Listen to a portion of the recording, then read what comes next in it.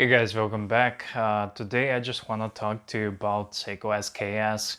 I'm wearing one on my wrist, and in my recent video I asked a little cheeky question: should I get the Pepsi one? And one of the answers was you should get the Pepsi because they are discontinued now. And if you haven't heard, the SEIKO SKS is officially discontinued, and they come up with the new line of SEIKO 5 watches that are,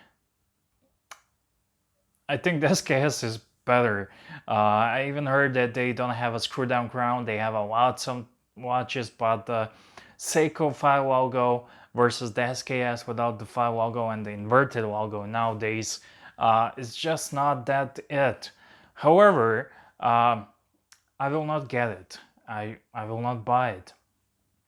First of all, now that the news has come up that it's discontinued, lots of people think it will go in value, it will rise in value, it will be, I don't know. But here's the thing: SEIKO SK has been produced ever since the 96, I believe, or 98, I'm not really sure. And you can imagine how many SEIKO SKS watches has been produced till today, and it's in millions and it's been sold. And when I first bought my first SEIKO SKS, it was $150 brand new. Then the news dropped that they are going to be discontinued and the prices increased, and inflation, and it kind of pushed them to $200 mark.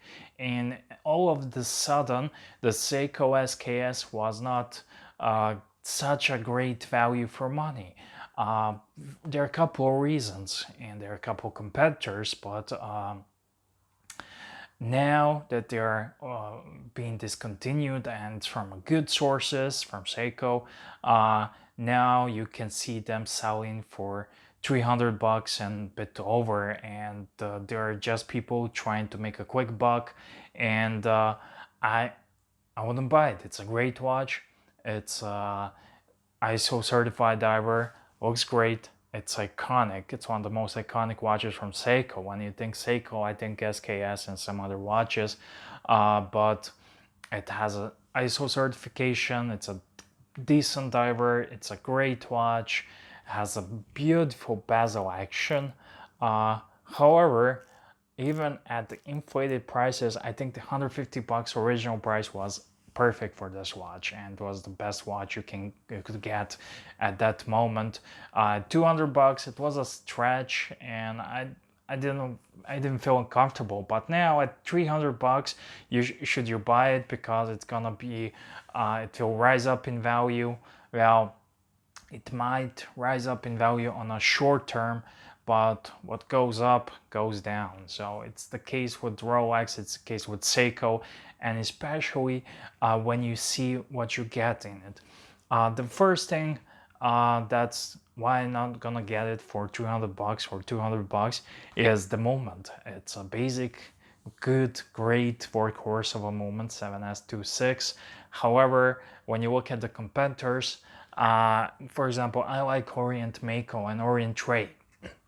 I think those two are the great watches at that price range. Actually, I'm looking at the Orient Ray. I was looking at Orient Ray, but I have a build to foot to service my Submariner, so I'm gonna have put that on a back burner.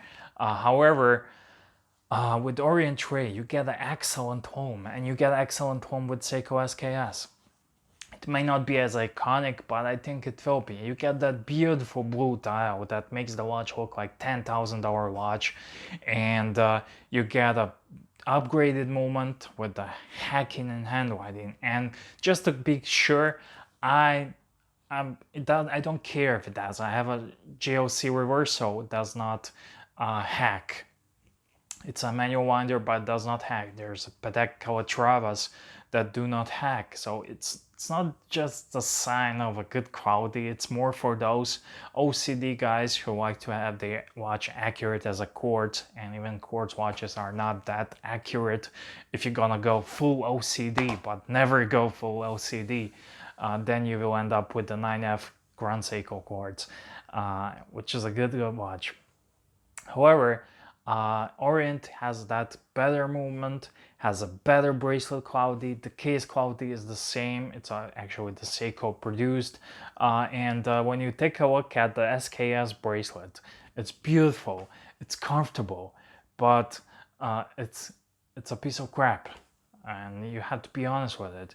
And I don't care. I love the Seiko. I would love to have this one on a stock bracelet because I love the look of it and comfortness. But you cannot just close your one eye and say it's good. So it's not a good value at 200 bucks, and especially at 300 bucks. I think it will not go up in value in long term. It may go up in value in short term. It's a classic watch, but at the end of the day, there are lots of classic watches, and this one is mass produced. You will be able to get them. You will be able to buy them for many years to come. New old stock, used, slightly used, never worn, and if I was you, I would keep my money and maybe buy a Orient tray or something like that. If you got the one like I did at 150 bucks, 200 bucks, just keep it if you like the watch. And if it goes up in value, it's gonna be 500 bucks, 600 bucks at the most. You can get a good bulk for that bracket, even though they gone a bit more, but not too much big. So as an investment value, it doesn't really make any sense unless you like the watch, unless you love the watch. And if that is the case, I do love it. I'm gonna get a Pepsi one, but if I'm able to get it at the normal price. I'm not gonna get it at some overinflated prices because I might think it's gonna go up in value.